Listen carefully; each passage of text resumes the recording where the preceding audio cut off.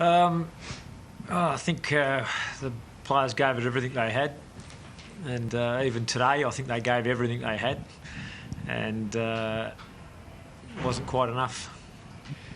They looked a bit flat, low on energy, even early in the game. Did you sense maybe that last Saturday night had taken a fair bit out of them? Yeah, I don't know if it was last Saturday night or the pre-season we had and the work we had to put in through summer to make sure we improved as a club. So I think over the whole course we certainly stretched them, and the way they responded throughout the year has been enormous. Your tall forwards on a nice fine day, you obviously didn't get what you would have hoped for from them. No, I think Kennedy kicked 3. Darling had the chance to kick. He kicked 1 and had a couple of other shots. So they had some opportunities for the way the ball went in there. I thought they fought on pretty well.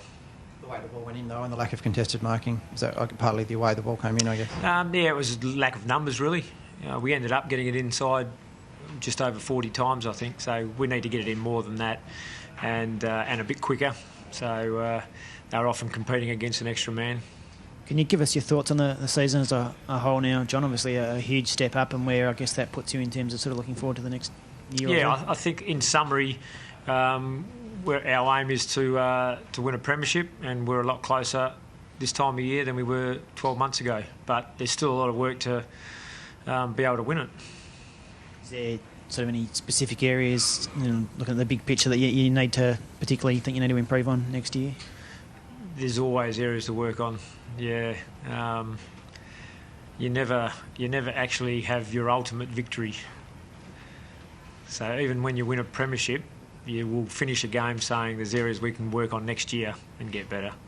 Sorry, is there anything sort of specific you can sort of pick out right at the moment? Obvious. Lots of areas, yeah, lots of areas. Obviously a compromised draft, John. Do you look to trade or do you look to go back to the draft? How do you sort of make ground from here, do you think? We think we've got a pretty talented list already, so minor adjustments to it via whatever avenues are available to us. So we know what the avenues are, and we'll work extremely hard to make our list a better list next year for where we want to get to. Where did you think you came up short today? Was there a specific area where you felt they got you, or was it just a case of they were better across the ground, do you think? Yeah, I thought they were cleaner, under pressure, their ball use out of really congested areas, and I think we saw it in last night's game as well. There's under immense pressure. The teams that can create something out of that and get some ball use going forward, we had to rush a fair bit, just some little fumbles or handballs that weren't perfect to the advantage, and really slowed up our chances to attack. Our ability to use the ball going forward and be more potent is an area. The Selwood, Scott went to Joel for much of it, and then I think Adam even ended up on him right at the end. Can you just talk about, I guess, the thinking behind the main matchup with Scott and Joel, and how you thought it panned out? Our thinking behind the matchup was our best defender on their best, our best defensive mid on their best mid, as we've done most of the year. And how it panned out, I think it was probably a pretty good contest. I think we were happy that Joel didn't dominate and blow the game apart, which we know he's capable of. Just got excited by that chance to get his brother in such a big game. Well, I think Scott has to be focused on playing his role regardless of whether he's related to his opponent or not, and that's the way he treats it. Just in total, can you sort of sum up, to what extent does the way you lost today leave a sour taste over the great year you've had, sort of a thing? Do the two need to be separated, or...? One of the teams that are playing next week will feel like we feel today. And so unless you win the premiership, you're not satisfied. One of your hallmarks all year has been really competitive. I think the one lost to Collingwood by about 50 points, and this is probably the only other one. Were you disappointed to not be able to stick with them for longer? And I asked our players to give everything they had today, and I think they gave everything they had.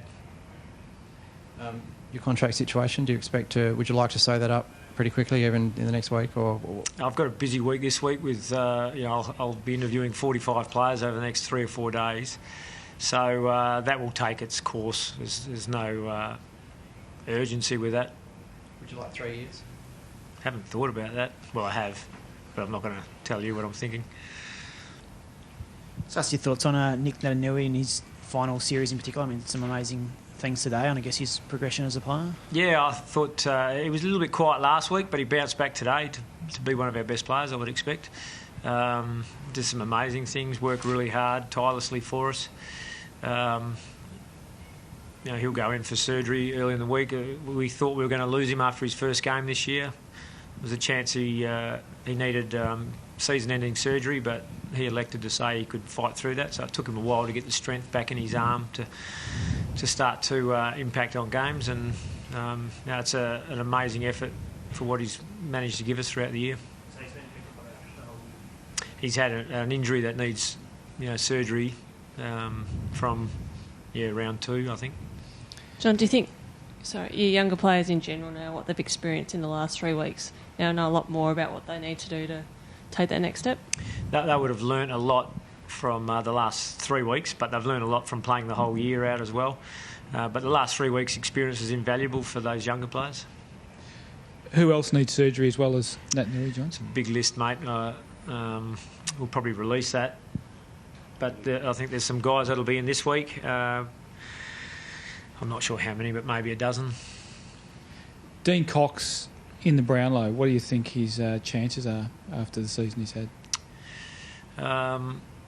He's had a very good year, and the team's won 17 games, so I would expect he would get some good votes.